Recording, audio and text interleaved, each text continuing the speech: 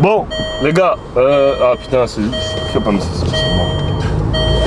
On est reparti. Première petite séance de basket. Ça faisait longtemps, genre peut-être 4 mois que j'ai pas joué. Là, je viens juste de reprendre la course hier. De toute façon, je vous ai montré des images avec ce que j'ai fait avec mon kiné. Là, on va jouer, on va shooter tranquillement. Lui aussi, il a un problème à la cheville. Et ce qui est marrant, c'est qu'il s'est moqué de moi. Après mon opération, il s'est moqué de moi. Il m'a dit, t'es soft. Ouais, opération juste pour un petit truc à la cheville. Une semaine plus tard, j'ai une opération. Non, t'as pas eu d'opération, mais ça fait quand même quoi? Ça fait combien de temps que t'as pas joué? Un mois et demi, ok. Moi j'ai pris 3 mois. Ouais, j'avoue, c'est vrai que 3 mois. Mais avec une simple Tu t'es fait quoi? Comment? J'aurais pu rejoindre. Hein? Ouais, mais tu t'es fait mal comment? En torse. Ouais, mais comment? T'as marché? Ouais, en fait, le pire, tu vois, c'est qu'on joue qu'on est mec. Donc on était un peu nonchalant. Ouais. C'est le moment où tu te lèves. C'est vrai. Je vais au lay-up. Et tu retombes. Je sais. Ouais.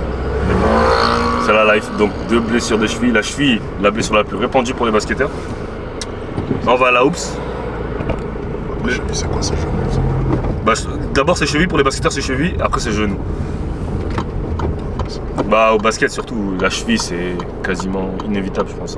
Tu t'arrêtes, tu sautes, il y a un mec qui met son pied en dessous, tu shootes. Même en NBA ils ont mis une règle justement, c'est pour ça qu'ils ont mis la règle où t'as pas le droit d'être en dessous des pieds du... Parce que ça crée énormément de blessures. Les mecs, il y a des barbares, ils viennent, ils veulent contester un shoot, ils se mettent devant toi. Ça fait tellement mal la nuit que j'ai passé. Ah ouais? Non, la cheville c'est douleur. J'ai pratiquement pas réussi à dormir. Bah en fait t'as l'impression que... Ouais, t'as l'impression que ça pique dans ton... Quand tu viens de te la faire, ça va. Mais après... C'était tellement... Et après on te dit de mettre de la glace, mais moi je pense que c'est un mythe. Et mon kiné, ce qu'il m'a dit, ouais, bon, ça sert pas vraiment à grand chose. C'est pour réduire juste le gonflement. Oui, mais en fait, il dit que ça saigne. Ce qui m'a expliqué mon kiné, c'est que c'est à l'intérieur que ça saigne. Donc ça réduit peut-être le gonflement, mais justement, c'est pas bon parce que, en fait, pourquoi ça gonfle? Quand ta cheville, c'est pour protéger exactement. Quand tu te fais mal à la cheville, quand il y a une lésion, quand il y a un choc inhabituel, bah, ta cheville, vu que le corps humain il est super intelligent, va se protéger, va faire une grosse poche de sang pour protéger, tu vois, l'endroit où cicatriser. Donc après, il y a des études qui disent que ça sert peut-être pas à rien de glacer juste après. Voilà, je sais pas. Là, le corps humain c'est tellement compliqué qu'on peut pas. Mais bon, tu vois, quand on est petit, par exemple, moi je me fais des chevilles depuis qu'on est petit. Depuis que je suis petit. Soft, quoi. Et on me dit, ouais, voilà, c'est ça, si tu veux. Et on me dit, quand t'as pas retenu la leçon, mais Désolé.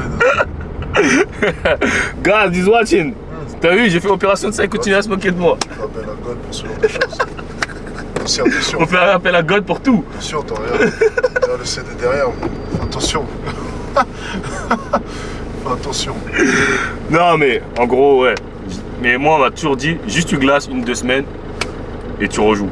Mais si, j'ai un conseil à vous donner, quand vous vous blessez la cheville, même si y a des gens qui vous disent vous êtes soft, parce que vous allez voir le kiné juste parce que vous avez une petite cheville, allez voir renforcer votre cheville. Comme ça, vous allez éviter ça. Parce que moi, le truc, c'est que je me suis fait entorse à répétition. À répétition, c'est ça qui m'a niqué, tu vois. À l'époque, c'était vraiment barbare. Hein? Tu te faisais mal à la cheville, tu prends les lacets, tu serres, tu continues à jouer. Mais même en pro, il te force pour que tu joues, que tu continues à jouer. Hein. Dessus, il te dit ouais, c'est juste une cheville. Après, en vrai, si au moindre blessure, tu t'arrêtes aussi, tu vas plus jamais jouer au basket. C'est ça. Mais ça va, t'es pas fait blessure grave, toi? Jamais? Non, jamais. Moi, j'ai pas eu le temps non plus. C'était grand, mais c'est la réduque mentalement. Non, surtout quand t'es sur une bonne lancée. Moi, j'ai vu des gars sur une bonne lancée, bien sûr, ça s'arrête. Et puis surtout quand tu... Des fois, il y a des blessures où t'es plus jamais le même. Hein. Ouais, tu peux pas revenir à ton... Ah non, le basket, et c'est pour ça que je misais tout sur le basket, c'est chaud. Hein. Moi, je respecterai toujours les gens qui aiment ça. Franchement, ils ont raison. Celui-là, ouais, mais c'est vrai quoi, c'est... Une blessure Des et... fois, c'est cruel, il y a des mecs qui étaient tellement forts, mais... Les blessures, putain. Tu prends l'exemple le plus récent, ils ont retiré son maillot Chicago, Derrick Rose. Derrick Rose. Et encore, on parle des mecs comme ça, ils ont des millions de leur compte en banque. Ouais, ça va. Tu vois? Encore, ça va. Quand tu compares avec des mecs, je sais De pas. l'eau de consommation, quoi. Voilà. Si tu prends ta retraite... Il a bien mangé, son contrat aussi. Non, franchement, Il ça avait va. le temps de signer son gros contrat, je crois. Ouais, il a signé, il sortait de ça ici et tout. Non, il a eu de l'argent. Après, mine de rien, il a quand même continuer, forcer.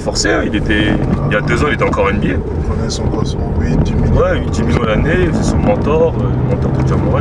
Bah, voilà quoi.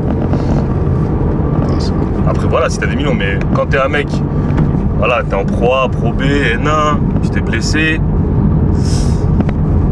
ça devient compliqué. Ça, c'est sûr. Ça. Bah, tu vois, par exemple, voilà, bah, ça tombe bien. On a vu un tweet, t'as vu la vidéo avec laquelle j'ai réagi. Est-ce que un contre Giannis Antetokounmpo, est-ce que tu penses que le joueur lambda peut battre Giannis Antetokounmpo pas 1 contre 1? Attention, précision. Giannis commence à 0 et le joueur lambda commence à 99.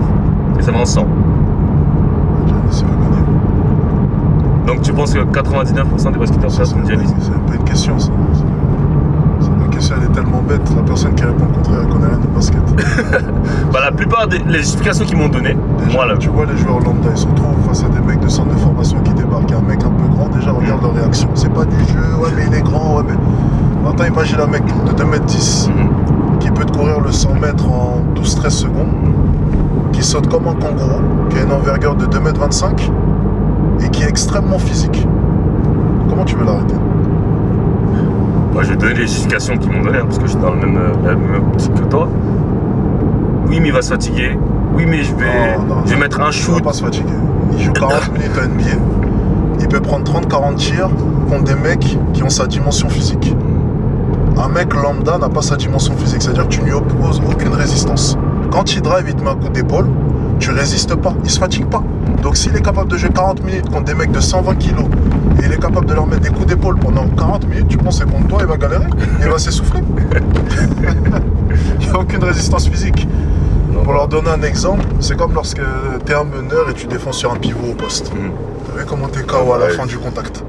Parce que physiquement, il te domine. Et Giannis, pour lui, ça va être la même chose. C'est comme un petit gamin, tu vois, qui lui oppose un peu de résistance Ça. et puis un petit coup d'épaule et puis tu voles.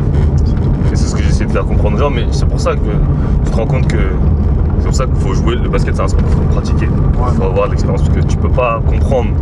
Tu vois, tous ces trucs-là, ces dimensions, Tu réalises pas. ces différences de dimensions physiques, etc. Les gens ne le réalisent pas, tu vois, parce qu'ils comprennent pas. Ils comprennent pas. Un mec qui a joué à, je dis même pas d'un bon niveau, mais même sur les playgrounds, etc. Tu comprends que quand il y a un mec qui est beaucoup plus balèze qu'un autre, ça change tout. Et les gens me prenaient pour un fou, mais non, mais comment tu peux dire ça? Un panier, il a 99, toi t'as genre 100. Imagine par un shoot, il y a un mec qui m'a dit je vais mettre un shoot à l'Indirifi, ça va. Il y a un mec qui m'a dit je vais mettre un shoot à l'Indirifi. C'est que quand il récupère le ballon, c'est fini. En fait, c'est même pas question de. C'est du 100%, il va pas rater. Et même s'il rate, même si t'as le ballon, bah, tu ne vas pas marquer. Mais il va rater quoi? Il va rater un layup. Il va rien rater du tout. Il va mettre dunk à chaque coup. Tu vas faire faute, il va aller au lancer franc, après il récupère la balle. Ça va être le match, tout le match ça va être ça. Ça va être lui au lancer franc. Ok, il va faire peut-être 30 sur 60 au lancer franc, mais il va finir par gagner. Et encore, son pourcentage en match c'est peut-être 65%. Ouais. Là, à l'entraînement, sans public, avec personne, je pense que ça approche plus des 80-90. Donc, ça c'est aussi un point à prendre en compte en plus. C'est que là, il n'y aura pas de il y pression. aura zéro pression pour lui. Et toi, la personne qui va jouer en face, elle aura forcément une pression. Ils vont voir Giannis, ils vont voir arriver. Il y aura la pression de jouer contre lui. Il y aura la pression aussi de. En face de toi, tu vas voir un peu le morceau. Un mec qui va crier après le dunk et c'est fini. Non, mais les mecs ne comprennent pas.